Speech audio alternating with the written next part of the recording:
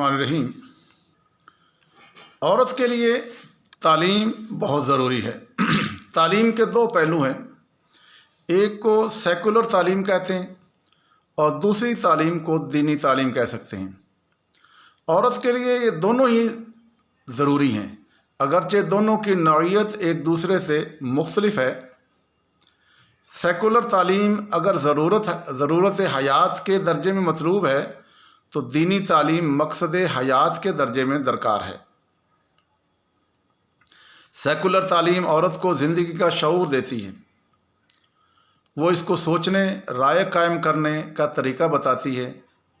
انسانی نفسیات کیا ہے، زمانے کے تقاضے کیا ہیں، قوم اور ملک کی تاریخ کیا ہے، وہ انسانی حالات کیا ہیں جن کے درمیان اس کو زندگی گزارنا ہے، یا وہ کون سے حالات ہیں جس میں زندگی کا اس نے امتحان دینا ہے۔ یہ تمام چیزیں اس کو سیکولر تعلیم یا دنیاوی تعلیم کے ذریعے ہی حاصل ہوتی ہیں۔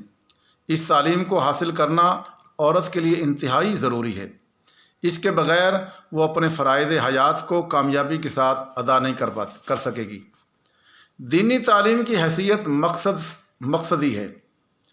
ہر عورت پر لازم ہے کہ وہ ضروری حد تک قرآن کریم اور حدیث کا علم بھی حاصل کرے، وہ صحابیات کی زندگیوں کو جانے، وہ اسلام کی تاریخ سے بقدر ضرورت واقف ہو، وہ جانے کہ اسلام کے لیے اسلام کا عطیہ کیا ہے، انسان کے لیے اسلام کا عطیہ کیا ہے۔ عورت اگر عربی زبان سیکھ لے تو بہت ہی اچھی بات ہے، ورنہ اپنی مادری زبان اس کو قرآن کا ترجمہ پڑھنا چاہیے اور بار بار اس کا مطالعہ کرنا چاہیے، بڑی گہرائی کے ساتھ سوچ کے اس کا مطالعہ کرنا چاہیے، کیونکہ قرآن کی حیثیت دین میں اساس کی ہے، یعنی بنیادی چیز قرآن ہے۔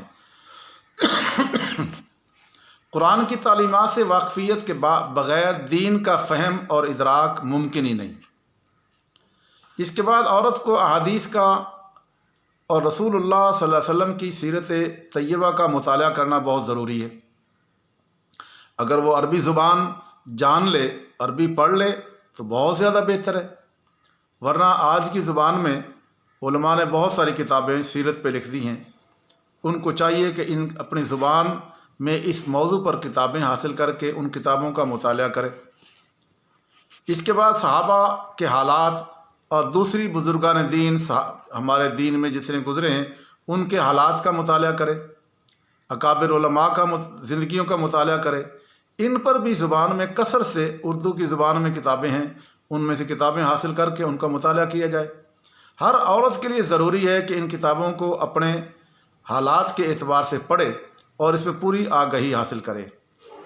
اگر یہ چیز نہیں کرتی تو صرف تعلیم کیا ہے، بتا دیا نا، تعلیم کے دو حصے ہیں، سیکولر اور دینی تعلیم، یہ دونوں ہی لازم و ملزوم ہیں۔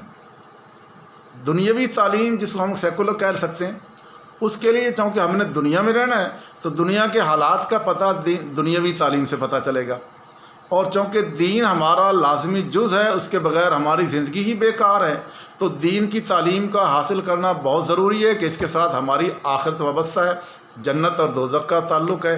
ہم عام کافروں کی طرح یا دوسرے لوگوں کی طرح تو ہمارے مسلمان مائیں بہنیں نہیں ہیں، ہم نے آخرت میں بھی جانا ہے۔ آخرت کے معلومات کے لیے دین کی تعلیم، اور دین میں قرآن و حدیث، صحابہ اکرام، تابعین، علماء اور اولیاء بزرگان دین، ان کی کتابوں کا مطالعہ کرنا از حد ضروری ہے۔